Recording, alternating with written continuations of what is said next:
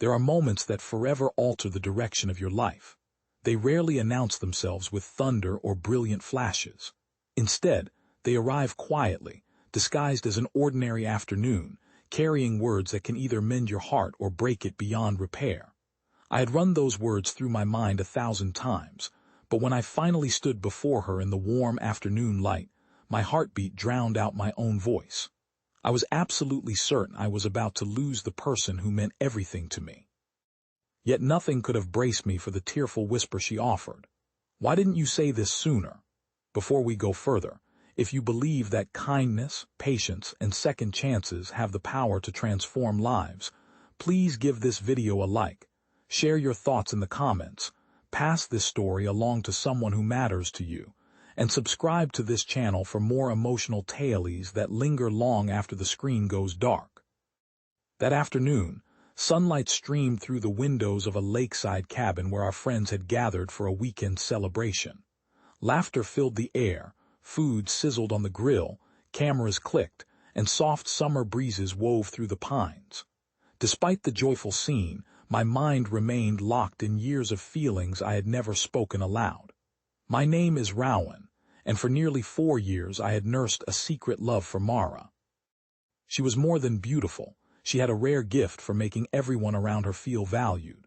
She remembered birthdays, encouraged strangers, helped elderly neighbors without expecting thanks, and somehow turned even the hardest days lighter with just her smile. We had grown close almost by chance after working side by side at a local community center. Our afternoons filled with talks about dreams, childhood memories, favorite books, and endless cups of coffee. The more time we spent together, the harder it became to ignore what my heart already knew. But fear held a powerful grip. Every time I was about to confess, a voice warned me that losing her friendship would hurt far worse than keeping my feelings hidden. So I convinced myself that silence was the safer path. Months turned into years, and during that time I watched opportunities quietly drift away. Friends often assumed we were a couple because of how effortlessly we understood each other. We laughed at jokes before they were finished, sensed when something troubled the other, and somehow always ended up side by side. People would smile knowingly when they saw us together, and I forced myself to act as if there was nothing more than friendship between us. Then everything shifted on a sunny Tuesday afternoon. Mara casually mentioned she had accepted a job in another city. It was the opportunity she had always dreamed of, and everyone offered their congratulations. I smiled along with them, but inside my world crumbled. She would be leaving in just 3 weeks. Suddenly, every excuse I had ever clung to vanished. Either I confessed now or I carried regret for the rest of my life. Those 3 weeks became the longest days I had ever known. Each morning I promised myself that today would be the day. Each night I returned home disappointed in my own cowardice. I practiced speeches while driving, while showering, while staring at the ceiling late at night. None ever seemed good enough. The day before her departure, our friends organized a final afternoon gathering at the cabin by the lake.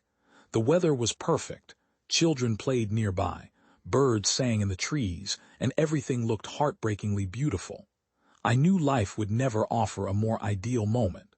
As the afternoon began to fade, Mara stepped away from the group and walked toward the wooden dock overlooking the glittering water. My legs felt impossibly heavy, but somehow I found myself following her. My heart pounded so loudly I thought it might stop me from speaking. She smiled warmly when she saw me approach.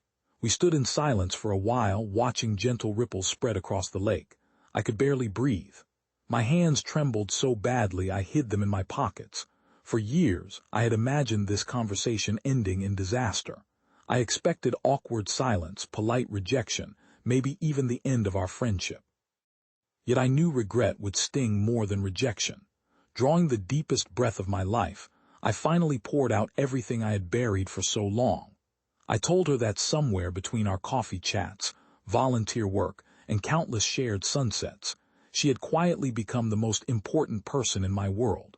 I confessed that every goodbye had grown harder because I wanted every meeting to last forever. I admitted that I had loved her for years but had been paralyzed by fear.